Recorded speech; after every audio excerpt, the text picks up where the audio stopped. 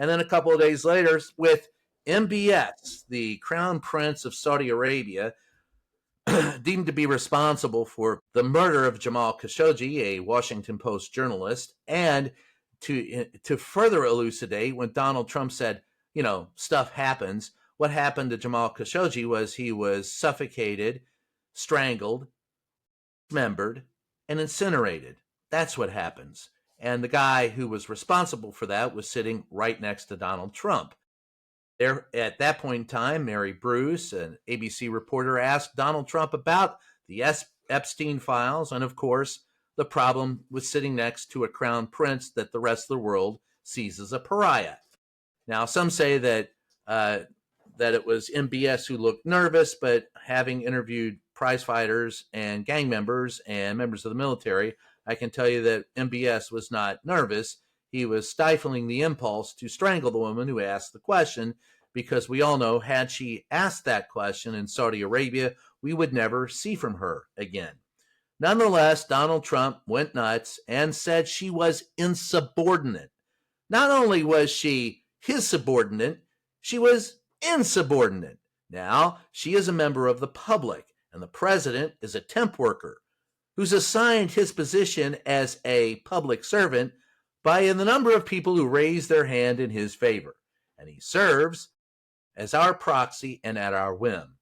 So, insomuch, if anyone was insubordinate, I would submit that it was Donald Trump who was insubordinate.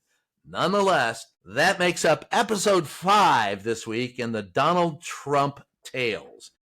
John, what followed was perhaps the most vile press briefing I've ever seen in my life, with a presidential PEP secretary not only defending Donald Trump's remarks about Piggy, she failed, as she has often failed, to support women who are trying to stand up against a powerful male figure, her boss, i.e. the president, who is harassing them. And I will remind everyone that it's been female reporters lately that have been holding Donald Trump's feet to the fire the most. With that said, John, tell me, you were there, you were in the basement for the press briefing. I only had the misadventure of seeing it on television, so millions of others didn't have to. You're up. Yes, we share a seat in the briefing room, and it was our colleague's turn. Lucky them, I guess. Yeah, this was really something. Caroline, found a way to flip it on the media and basically say, well, the president, at least he said it to her face. I mean, that's essentially what she said. At least he Yeah. said it to her face, and it's an example of how open and transparent he is. She even found a way to throw Biden in there and say, you didn't get that kind of transparency during the Biden administration, did you? Well, And to that, yes, you're correct. It was more of, but go ahead.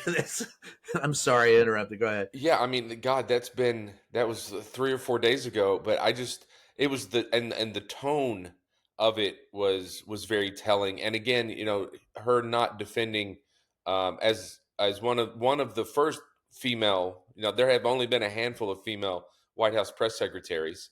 It's a very short list, and she's on it, and to not defend the female reporters was really something.